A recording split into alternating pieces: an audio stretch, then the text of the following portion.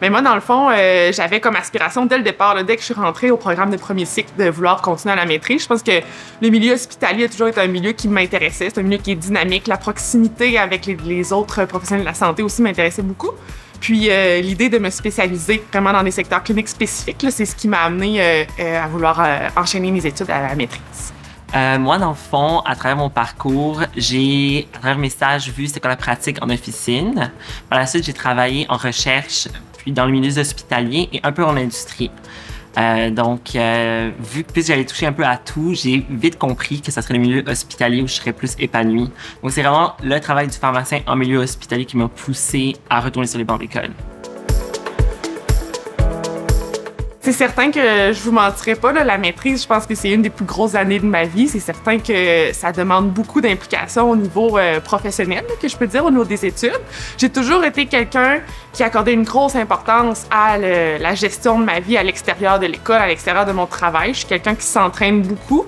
J'ai réussi, durant toute l'année de ma maîtrise, là, à poursuivre là, ce mode de vie-là, donc de continuer à avoir mes amis et de continuer à m'entraîner beaucoup là, au fur et à mesure.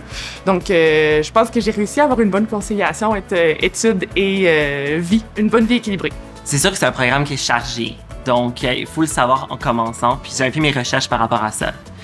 J'avais des amis puis des collègues qui avaient fait la maîtrise, puis je savais à quoi m'attendre. Puis quand j'ai pris la décision, je savais que c'est ça que je voulais faire.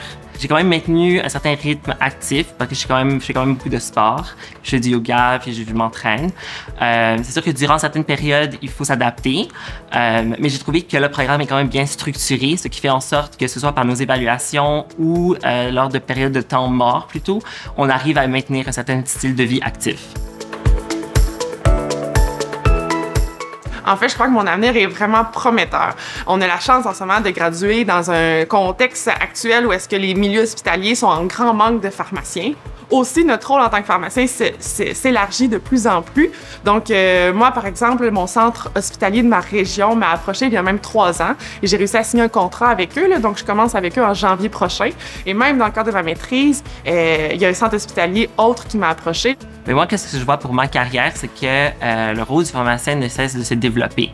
Que ce soit par la polypharmacie, que ce soit par la pharmacogénétique ou encore les thérapies de fine pointe, je sais que je vais pouvoir faire vraiment une grande différence dans la vie de mes patients. C'est certain que pour commencer, c'est important d'avoir des attentes réalistes. Ça va être une grosse année, ça va être une année exigeante, remplie de défis, mais de beaux défis. Moi-même, on me l'avait dit avant que je commence. J'y croyais plus ou moins parce que moi, au PharmD, au premier cycle, c'était quand même des années exigeantes. Donc moi, dans ma tête, c'était la poursuite de tout ça. Je vous avouerais que c'est une petite coche de plus. On est quand même à la maîtrise, mais en même temps, moi, ce que j'en retiens, en fait, c'est que c'est vraiment important d'être ouvert à tout ce qui nous arrive, à tout ce qui vient à nous. C'est vraiment une année où est-ce qu'on peut saisir des opportunités d'apprentissage, de créer des contacts, tant avec des pharmaciens d'établissement qu'avec des médecins ou avec d'autres professionnels. C'est vraiment une année où est-ce qu'on se développe au niveau professionnel. Puis je vous dirais même que ça nous donne envie de se développer davantage parce que c'est juste le début. Tu sais, dans le fond, quand on commence à pratiquer, on va vouloir se spécialiser dans des domaines encore plus poussés. Donc oui, moi, ça me donne le goût de poursuivre mon développement professionnel et d'enchaîner le tout là, dans la vraie vie, comme on dit.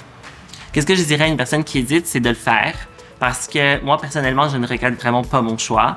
J'avais contemplé l'idée pendant environ 2 ans et demi. J'aimais bien mon travail, puis j'étais dans un environnement quand même que j'appréciais vraiment beaucoup. Mais quand j'ai fait le saut, j'ai réalisé que c'est vraiment ici que je m'épanouissais le plus, spécialement à l'Université Laval. Si à la fin de ton premier cycle, tu as une hésitation à le faire, fais-le, lance-toi. Dans le pire des cas, tu vas dire non, c'est pas fait pour moi, puis il y a un travail qui t'attend en communautaire si jamais c'est vraiment pas ça qui te plaît.